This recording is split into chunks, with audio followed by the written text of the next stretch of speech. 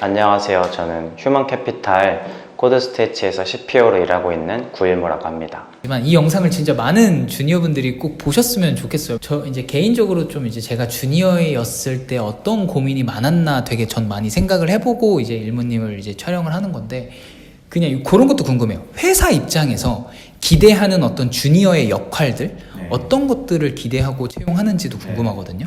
보통은 주니어나 이제 엔트리 레벨 분들에게는 빨리 배우기를 희망하죠. 일단 빨리 배우는 학습 속도가 빨리 나기를 기대하면 그 속도를 갖고 프로젝션을 그릴 수 있잖아요. 그러면은 미래라는 것이 뭐 내년이 될 수도 있지만 한 달 뒤가 될 수도 있고, 그래서 무엇을 맡길 수 있겠구나 어느 시점에 이런 걸 예측할 수 있어야 되는데, 그러려면 그 속도가 나야 되는데 그 속도가 사람마다 다르잖아요. 그 기울기를 빨리 만드는 게 중요한 것 같아요. 그러면 그럼 요거를 조금 역으로 이용한다면, 이제 취업자분들이 이용한다면 얼만큼 내가 성장 포텐셜이 있는지를 되게 어필하는 것도 이런 회사 차원, 그러니까 되게 뭐라고 해야 되지? 그러니까 어필하는 것도 되게 좋은 소구점이 될 것 같은데 맞을까요? 그렇겠네요. 왜냐면 보통 면접에서 구직자분들이 강조하는 게 내가 뭘 알고 있고 뭘 할 수 있고 이것만 강조하시는데, 사실은 그것도 뭐 좋지만 회사 입장에서는 그런 게 중요하거든요. 그러니까 어느 정도 시간 타임라인 안에 얼마큼 성장했는가. 왜냐면 10년 동안 해서 이만큼 성장했는데 모를 수 있잖아요. 그럼 우리 조직에 들어와서는 어느 정도 기간에 어떻게 성장할 것인가를 예측할 수 있도록 도와주는 게, 과거에 내가 어떤 시간 안에 어떻게 성장했다를 보여주면 뭐 그걸 가지고 예상할 수 있겠죠.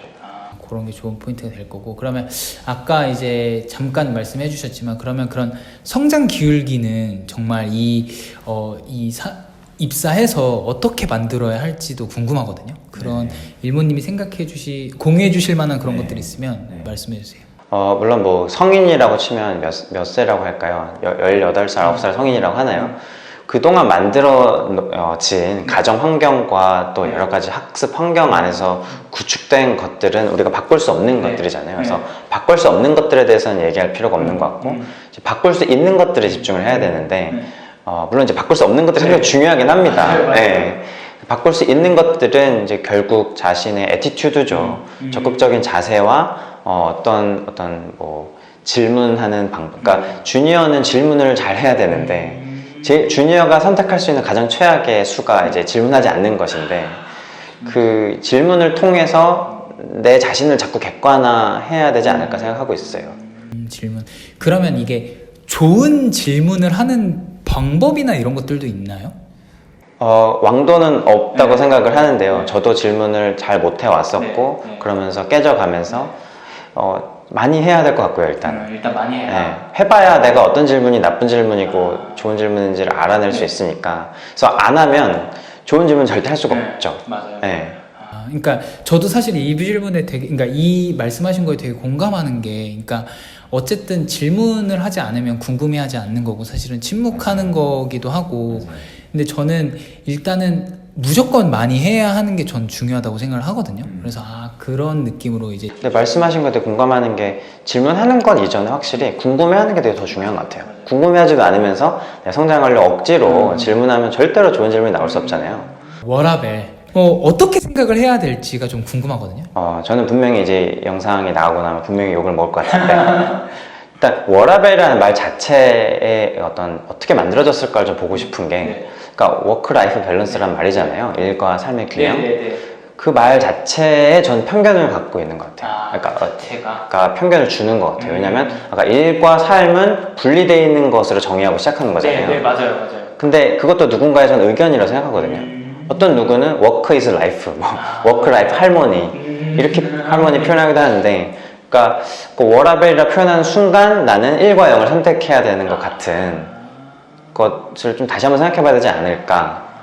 뭐 저도 제 개인적인 의견으로는 워크랑 라이프를 분리해냈을 때 어느 누구는 굉장히 행복을 느낄 수 있다고 생각을 해요. 그러니까 삶의 균형에서 나오는. 근데 저도 개인의 의견이 있는 거니까 저는 워크 이즈 라이프라고 생각을 해요. 왜냐면 얼마나 많은 시간을 우리가 죽을 때까지 직장에서 일하는 시간을 많이 가지는데, 그걸 분리했을 때 하는 것보다 오히려 내 삶의 일부로 받아들이고 그 안에서 나의 어떤 하고 싶은 일들을 이뤄내고, 그러니까 그 구분을 해내는 것 자체가 저한테는 되게 좀 불합리한 것 같아요. 오히려 선택의 기회가 더 줄어드는. 내가 하고 싶은 일을 일에서 해낼 수 있다면 그게 더 좋은 거잖아요. 맞아. 스타트업은 이제 어쨌든 이제 뭐 실제로도 그렇고 뭐 업무 강도가 뭐 낮진 않잖아요. 당연히 높아야 되는, 엄청 세고 또 저는 개인적으로 생각하는 게 엄청 세야 된다고 생각을 해요. 많이 인풋을 넣어야지 이제 당연히 아웃풋이 나온다고 생각을 하는데, 그러다 보면 이게 나 이제 떠나야 되겠다라고 생각하시는 분들이 많으실 것 같아요. 약간 힘들 때 떠나는 게 과연 답이 될 수 있을까도 좀 궁금하거든요. 주니어 입장에서 그런 걸 고민을 많이 할 것 같은데, 일모님은 어떻게 생각하세요? 그렇죠. 이게 스타트업이 굉장히 업무량이 많고 내 스스로가 육체적으로나 정신적으로 번아웃이 돼서 떠나시는 경우를 많이 봤고 상담을 많이 했는데, 그 떠나는 거 떠날 수 있다고 생각을 해요. 왜냐면 그 상황의 부당함이나 어려움을 제가 다 이해하는 건 아니니까요. 그런데 그 떠나기까지의 나의 모습이 되게 중요한 것 같아요. 떠나기까지의 나의 모습. 예를 들어 뭐 내가 지쳐가지고 어떤 책임감이나 그런 것이 결여된 채로 무언가 완성되지 않은 채로 떠나는 것과, 누구는 떠나시더라도 혹은 그러니까 떠나고 떠나지 않고가 중요하지 않을 정도로 본인이 맡았던 과업에 대해서 끝까지 그러니까 충실히만으로는 부족한데 그 업을 달성해내고 떠나는 것이 본인에게도 상당히 중요한 게, 본인에게도 성공의 경험을 안고 가야 되잖아요. 네, 맞아요. 근데 내가 힘들다고 해서 그냥 떠나버리면 본인에게도 계속 그것은 좋은 이력이 아닌 거예요. 회사를 떠나서. 맞아요. 어떻게 정리하고 갈 것인가, 그리고 내가 떠났을 때 박수 받으면서 떠날 것인가. 내가 아무리 누구랑 동료나 대표랑 싸웠더라도 누가 나중에 나를 얘기했을 때 정말 그는 훌륭한 동료였고 다시 한번 일해보고 싶다라고 기억이 되는 게 좋지 않겠습니까? 근데 누구는 그래 그때 너무 힘들어서 그냥 뭐 떠나게 됐어, 이 정도는 사실은 뭐 아무런 칭찬도 아닌 거죠. 업무를 하다가 예를 들어서 궁금한 게 있으면 당연히 질문하는 거고, 근데 뭐 실수나 뭐 만약에 뭐 잘못을 저질렀어요. 근데 이럴 때 이제 좀 되게 말하기가 되게 좀 애매하거든요. 그 이제 실수를 했을 때 아무런 일이 일어나지 않는 경우와 실수를 해서 엄청난 사고가 터졌을 때 두 가지 경우인데, 두 가지 모두 사실 중요한 것 같아요. 왜냐면 그 사고라는 것이 즉시 터지기도 하지만 이후에 터지기도 하니까요. 그럼 실수한 이후의 행동이 중요한 것 같은데, 뭐 비단 주니어에게만 해당되진 않는 것 같아요.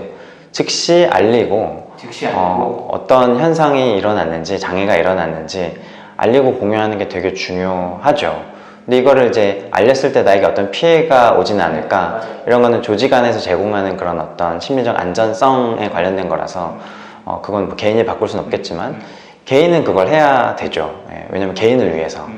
그게 그냥 덮어서 넘어갈 수 있겠지만, 그러면 개인이 거기서 레슨런이 안 되잖아요. 맞아요. 스스로 깨질 만한 환경과 용기를 내지 않으면 자전거를 탈 수가 없잖아요.